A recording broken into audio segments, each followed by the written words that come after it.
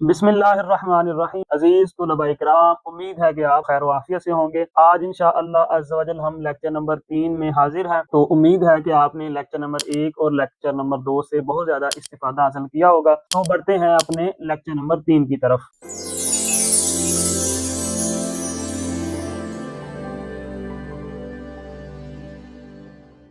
تو ایک عبارت آپ کے سامنے لکھی ہوئی ہے، تو اب اس پر اعراب لگانے، ہمارا جو پہلا لیکچر تھا ہم نے اس میں بھی بتایا تھا کہ سب سے پہلا جو کام ہے عبارت میں، آپ نے یہ دیکھنا ہے کہ عبارت اسم سے شروع ہو رہی ہے یا فعل سے۔ اب اس میں ہم اسم کی علامتیں چیک کریں گے، اس کے آخر میں گولتا بھی نہیں ہے، اس کے بعد تنوین بھی نہیں ہے، اور اس کے بعد اسم کے شروع میں حرف جر بھی نہیں ہے، اور یہ مضاف الیہ بھی نہیں ہے، لیکن اس کے شروع میں الف لام پایا گیا کہ جو اسم کی علامت ہے۔ اب اسم چیک کر لیا، اسم کے بعد دوسرا کام یہ چیک کرنا ہے کہ وہ جو اسم ہے وہ معرفہ ہے کہ نکرہ ہے۔ اب اس میں معرفہ کی علامتوں میں سے ایک علامت معرف باللام پائی گئی، یعنی کسی لفظ کے شروع میں الف لام کا ہونا۔ تو اب یہ کیا ہے؟ معرفہ۔ دو باتیں ہو گئی۔ اچھا، اب آپ کو یہ بتایا تھا کہ معرفہ کے بعد، جو پہلے لیکچر میں بتایا تھا کہ معرفہ کے بعد یہ چیک کرنا ہے کہ دوسرا معرفہ ہے، معرفہ کے بعد دوسرا معرفہ۔ اب اوپر دیکھتے ہیں، اس کے شروع میں الف لام ہے اور اس کے شروع میں بھی الف لام ہے، تو لہٰذا ہمیں معرفہ کے بعد دوسرا معرفہ مل گیا۔ معرفہ کے بعد کیا مل گیا جی؟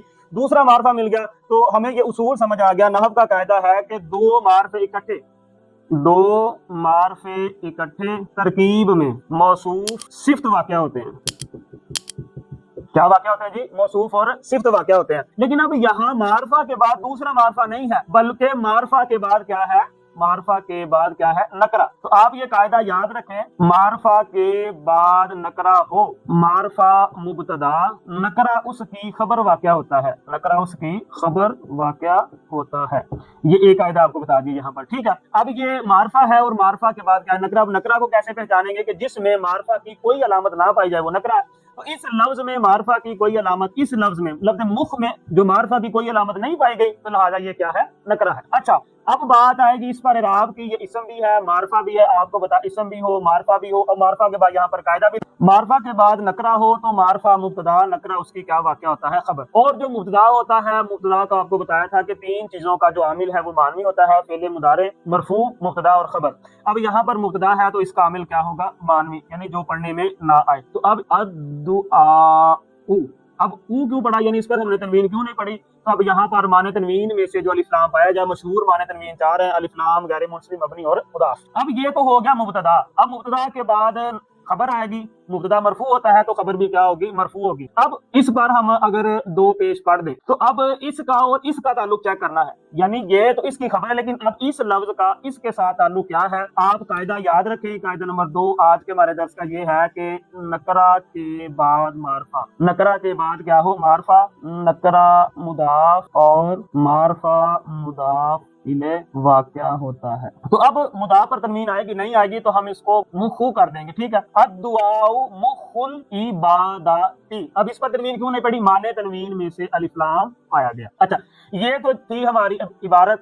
اب یہ ترکیب ہو رہی ہے مبتدا مخ مضاف اور العبادۃ مضاف الیہ، مضاف مضاف الیہ مل کر مرکب اضافی ہو کر خبر، مبتدا اپنی خبر سے مل کر جملہ اسمیہ خبریہ۔